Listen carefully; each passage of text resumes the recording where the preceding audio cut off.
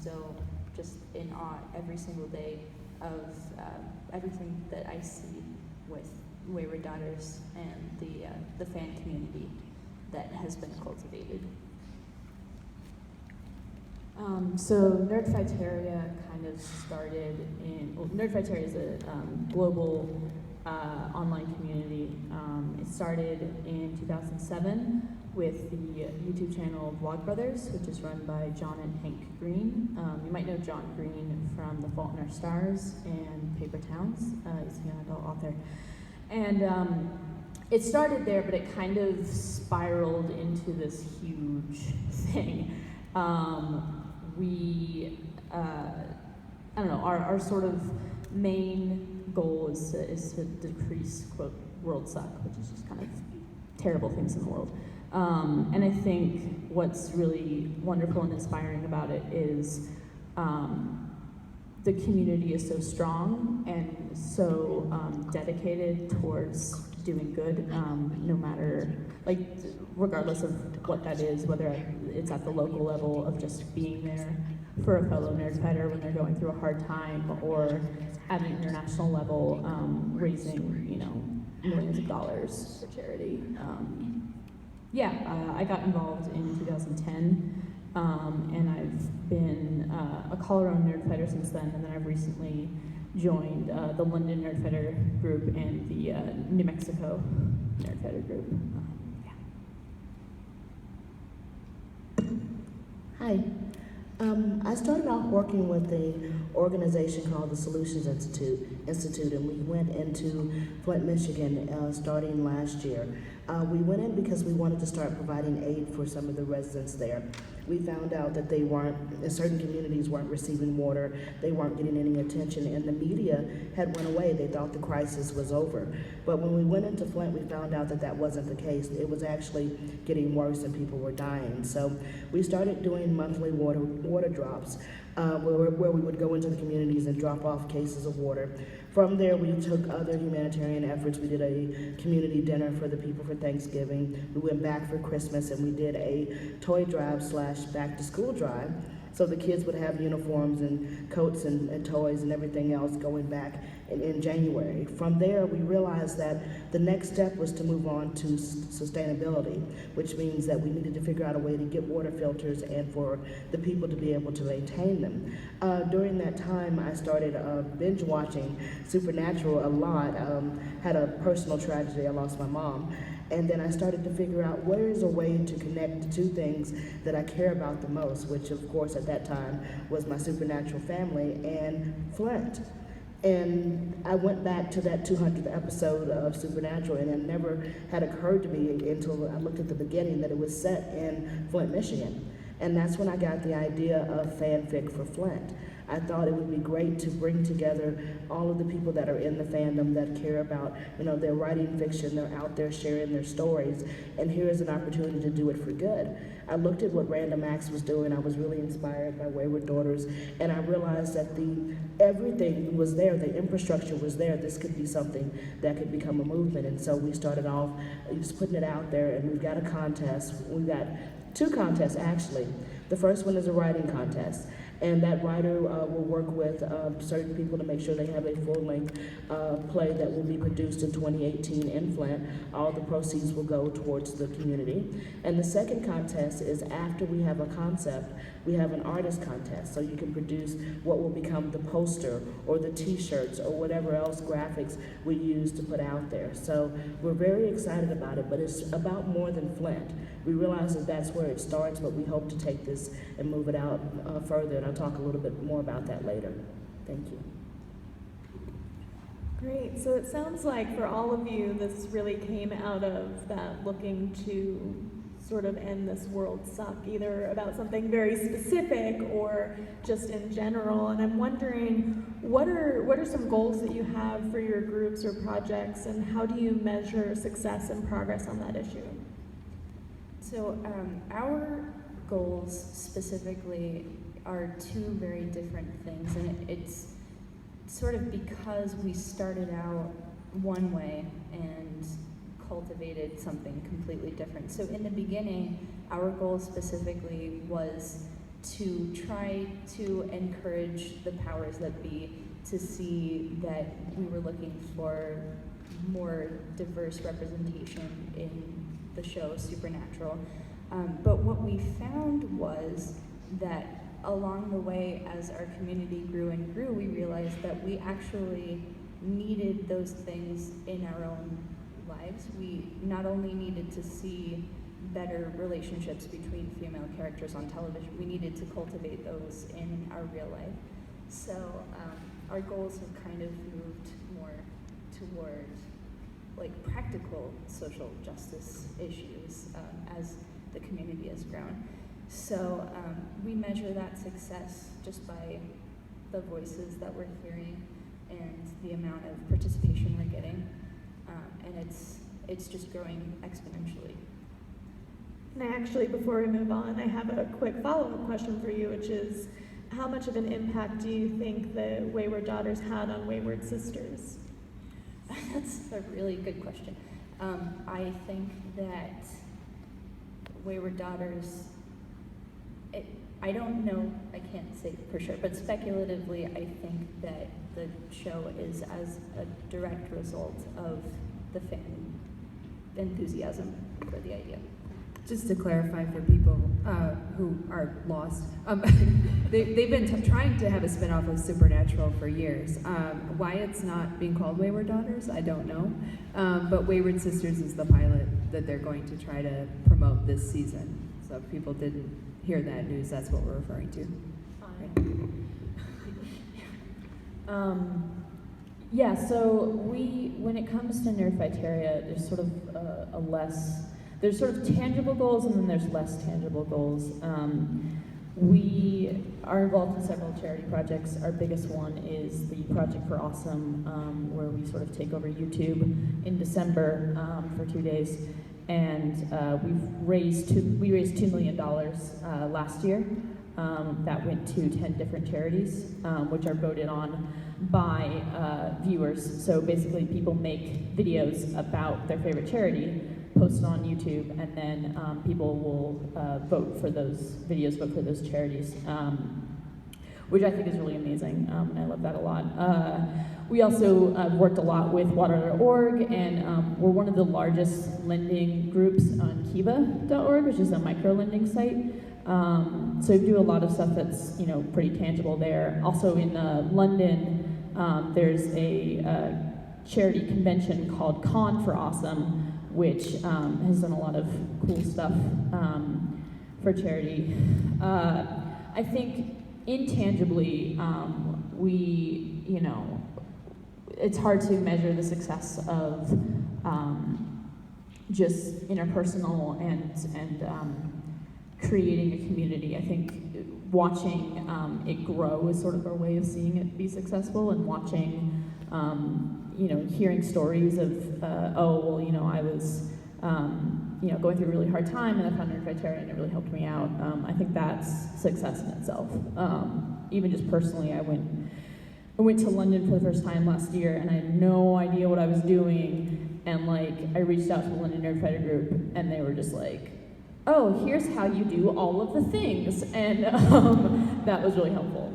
So I think there's a lot of different success things in NerdFighteria. I think that the first immediate goal that we have is to raise awareness about the Flint crisis, to bring attention back to the people and their suffering. After that, we want to, of course, do fundraising, but the larger goals, and I was talking about this earlier, is that it's bigger than Flint. There are places in Decatur, Alabama, Milwaukee, Wisconsin, and New York, and New Jersey, Pennsylvania, that have lead in the water. Our infrastructures are crumbling, and I feel like a lot of people feel that they're helpless because they're looking at it as something that's big, that starts in DC, and I'm looking at it as something that starts with just the people in the room. So with Fanfic for Flint and bringing everyone to Flint in 2018, we want that to be our Woodstock, our moment of getting together, strategizing, planning. And I asked one of my friends once, I said, what was Woodstock? And they said it was a music festival. I said, no, it was a big anti-war protest. They used the guise of a music festival to get people in there, and then they trained the folks. So I want to bring people together to train them so they can go back to their communities and start working on things on the local level. And what I've seen from the Supernatural fandom is that it's ripe for that. People want to do good. They want to get involved. They just don't have the tools or the resources. So it starts in Flint, but it doesn't end there.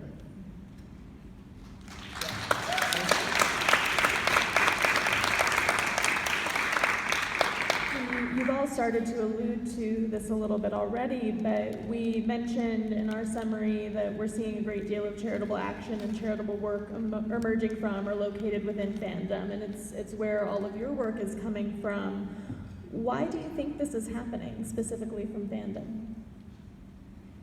The best thing that I've been able to come up with, because I think about this a lot, we see in this specific fan community that it's just an extremely proactive community of people. When you look at a greater subsection of our society, people are more likely to, just share something online, retweet something, and that's their contribution to charitable action. But for whatever reason, in fandom and particularly in our specific fandom, people will not only do that, but they'll actually take time out of their day to do a practical action that helps, or they will donate money, or they will donate time. I think that what happens is that fandom, I don't want to speak for everybody, but especially in my case and a lot of my friends who are in fandom, I think that it represents the marginalized of society. I think that people who are kind of on the fringes, like, people in marginalized groups, women, LGBT people, neuroatypical people, different races, they feel marginalized on the whole, so they band together into fandom because it feels like a society in itself. So I think that because we are the marginalized of society, we're more likely to want to help other people who are also marginalized. So I think that specifically, I can't speak for everybody's fandoms, but specifically our fandom, it's built up of a lot of people who don't feel like they fit in anywhere else. And because of that, when they feel like they have the power to make a difference, they're going to band together really, really well to try to make as much of a difference for other people as they can. So that's really, I feel like that's the root of it in our specific fan community. Yeah, I agree. I think also, you've already got this big group of people.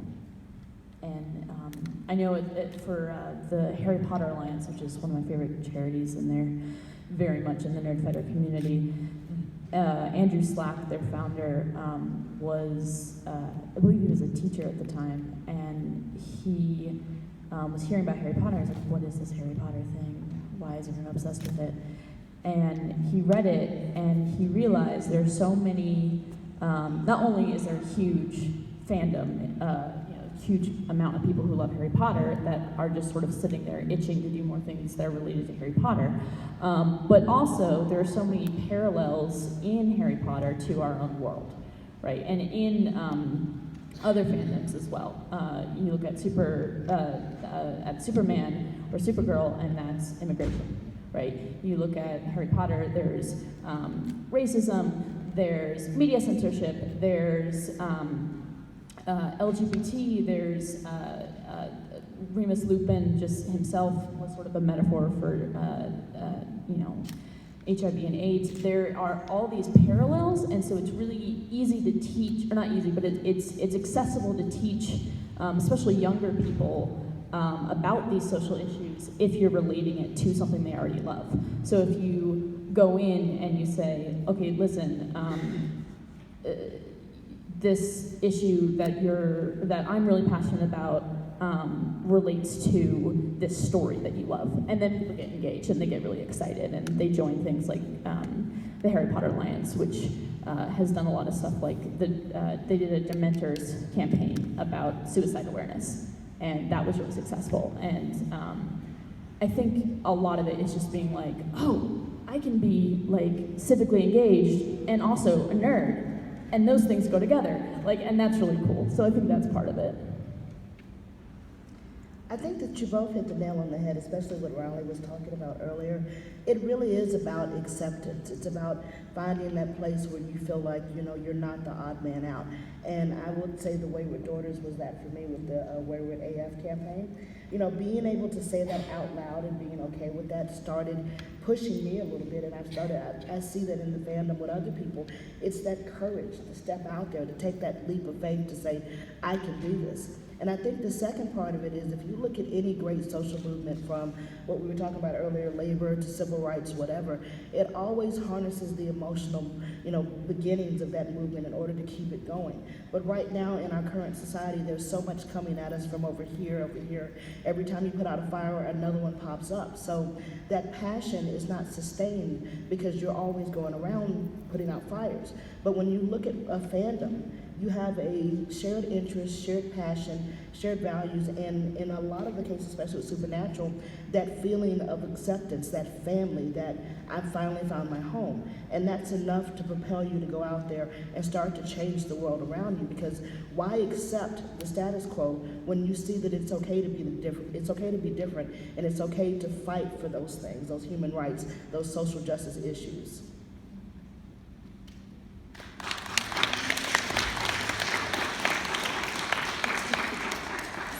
So you've all talked about sort of almost already where fandom and charity and social movements are going, and you've talked about sort of tapping into existing social movements and bringing them into fandom communities. Where do you think fandom-based social action or charity work is headed in the near or long-term future? And do you think that we're seeing an emerging social movement here? I definitely think we're seeing an emerging social movement. I think that the groundwork has been laid, and people are seeing that this sort of thing can work.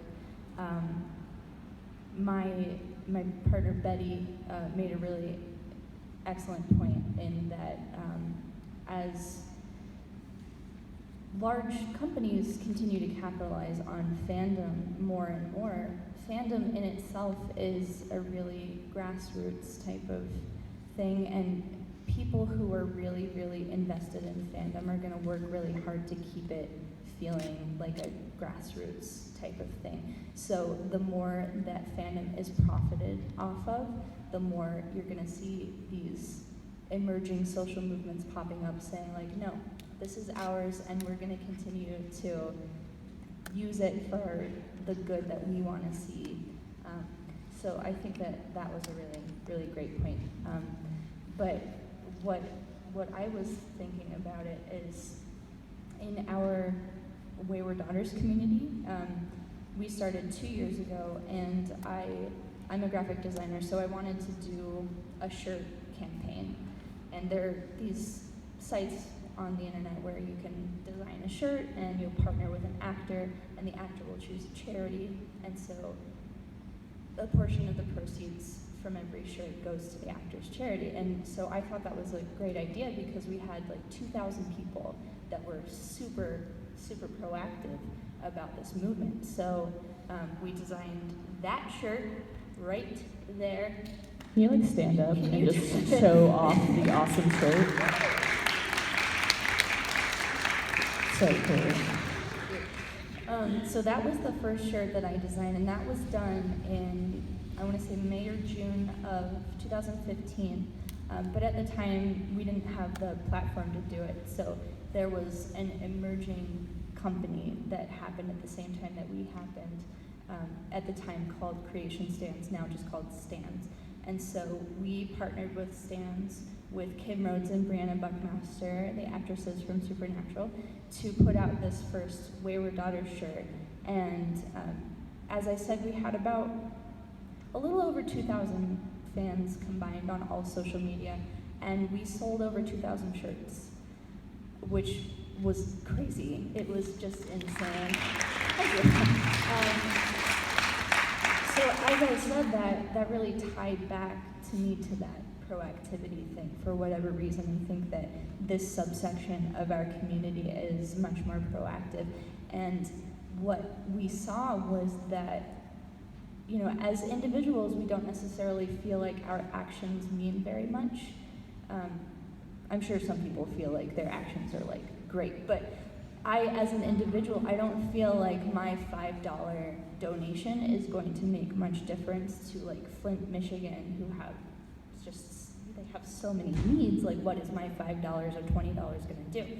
But I think that when people start to come together into these fan communities, especially Wayward Daughters, they feel like they're a part of something that when they all move together, it's just one voice and they're part of it, and they feel like they have given as much of a contribution as every other person who's done it.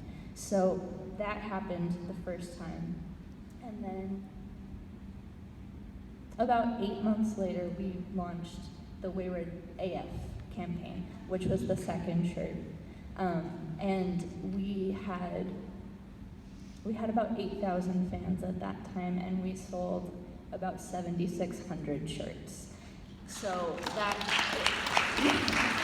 it's just crazy to me when I actually think about it, because, you know, I know that not every single fan is buying a shirt, but that means that some people are buying 2 or 3 items, and they don't necessarily need it, but they feel like they're making more of a contribution when they're doing that. It was just so amazing to me when I went back and I looked at the numbers, thinking like it's almost 1 for 1. Like, every person who's a part of this nearly everyone is participating. So my point in all this is now we're up to about 16,000 fans, and the fervor just increases, and I don't see it slowing down, and I don't think that it's specific to the Wayward Daughters community. I think that that's what we're gonna start seeing because of what Betty said, but also just because of the way the world is right now. I think people feel like everything is just terrible. I mean, I feel like everything's really terrible, and I think that these marginalized groups of people are gonna start banding together and saying, you know, if the people who are running the show are not going to speak for me and my people, then we're going to speak for ourselves. And so I think that we're gonna start to see more and more and more of that, and it's just not gonna stop. At least I hope it won't.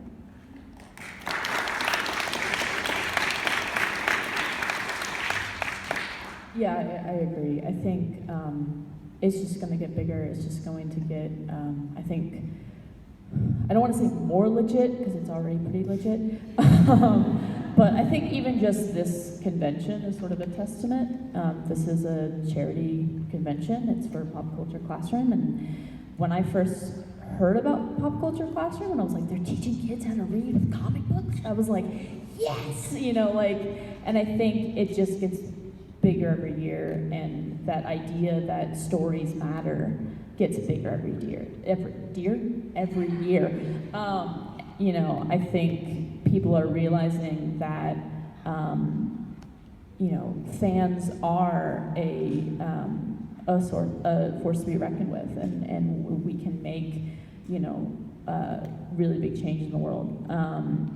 In terms of NerdFighteria, you know, we've gotten bigger since this is our 10th year, and we've gotten huge since we started. You know, now we have 2 movies out, which is crazy. But we still kind of maintain that sort of community, that really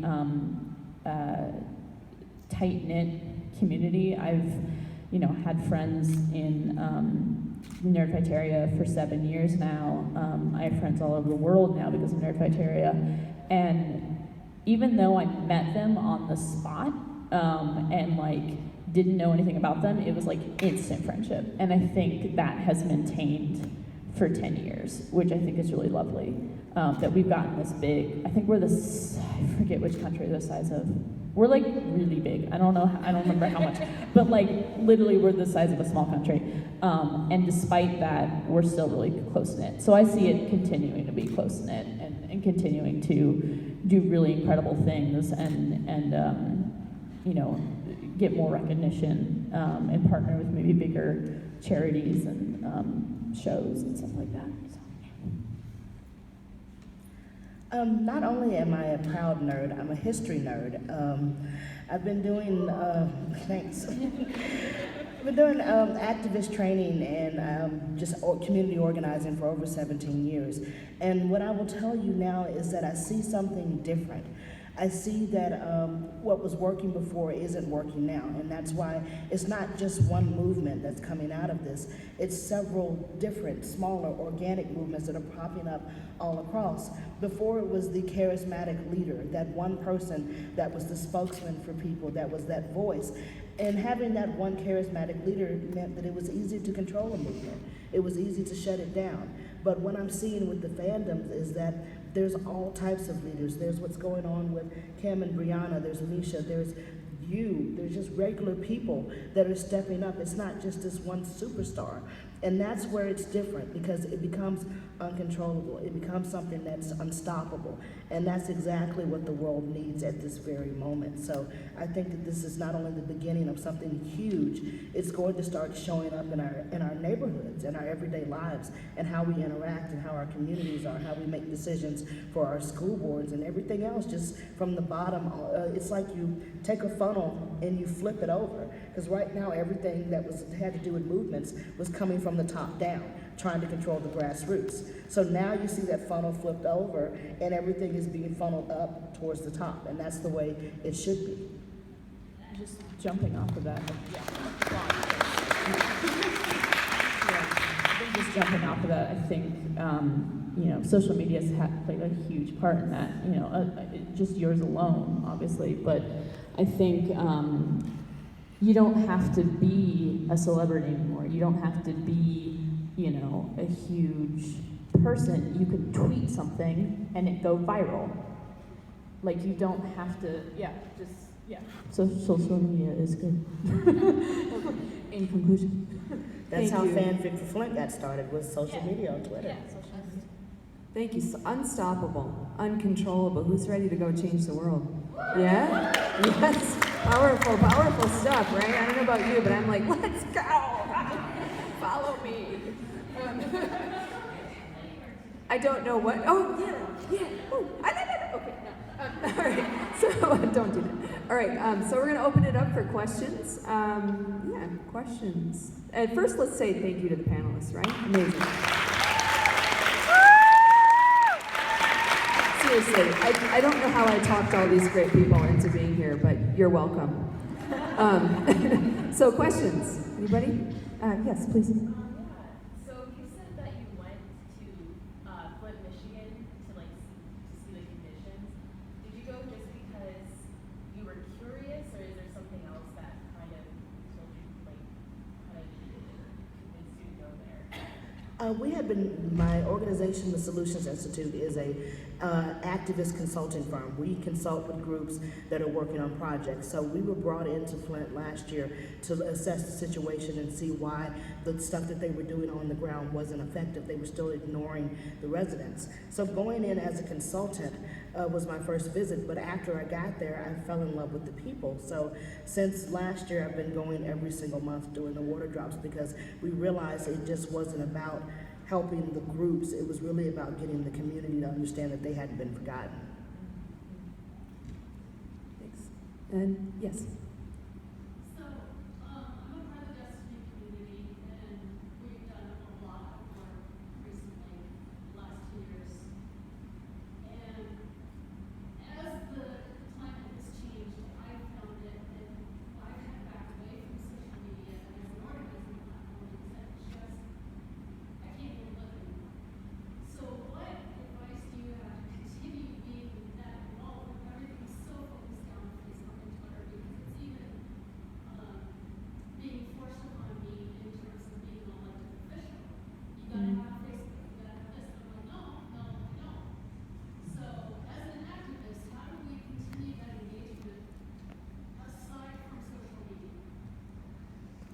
That's a really good and challenging question. I'm going to let the people with activism experience speak to that. I have some ideas, but I think they're going to be better qualified.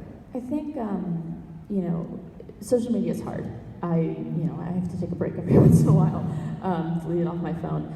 But I think, as much as social media kind of controls our lives, there are still IRL, opportunities to get involved and to organize things. So I think, journalism is a great way, in-print journalism is a great way to, or not print. I guess, is social media just internet? I don't know. It feels like that sometimes. But I think, as a journalist, that's my main sort of beat is activism. And talking directly to sources that are important in the community and getting those voices out there, I think does a huge, helps a lot in terms of that. I think also just, volunteering at different places, getting groups together and being like, you know what, today we're, just your friends, today we're gonna go, we're gonna buy a whole bunch of, or we're gonna make a whole bunch of sandwiches and just give them out to the homeless. Or, today we're going to go volunteer in a soup kitchen. Or we're going to just hand out flowers to people on the street to brighten their day. I think there are, tangible, real life things you can do so that you're not necessarily tied to social media, because it can be a really toxic place and it can be a really overwhelming place. So I think just to piggyback off of that and off of what we've been talking about up here, that it doesn't have to be something big. None of these groups started off as being something that was expected to be huge, and they grew over time. So I think even just a conversation you can have with someone that you already know, doing a random act of kindness, things like that can be really impactful. I was thinking about random acts specifically just because the philosophy of Misha Collins' charity random acts is that you can make the world a better place just by doing random acts of kindness. And they have been extremely successful in different projects, but what I've seen that's been immensely successful without social media intervention is that concept of paying it forward with random acts of kindness, which of course can be used for anything, but just the concept that, if somebody does something nice, it doesn't even have to be something nice for you, because of that, you pledge to yourself or to the other person that you're going to go out and do something charitable or kind for somebody else. And I think that there's really a lot to that, and that's something that can really be explored on like boots on the ground style, and it can grow ridiculously exponentially, and that doesn't have to be with kindness. It can just be, you're making kits for homeless people, and just tell somebody else, like, if you do this, then I will do 2 other actions, basically. So that's been extremely successful, and we've had a lot of success with that too. Obviously, Wayward Daughters is entirely social media, but with the shirt campaigns that we do, we've seen that a lot of people really want to support the cause, but they can't afford a t-shirt. Because, whatever, a lot of people are having a lot of things going on in their personal lives, and they can't spend $25 for themselves. So what we're seeing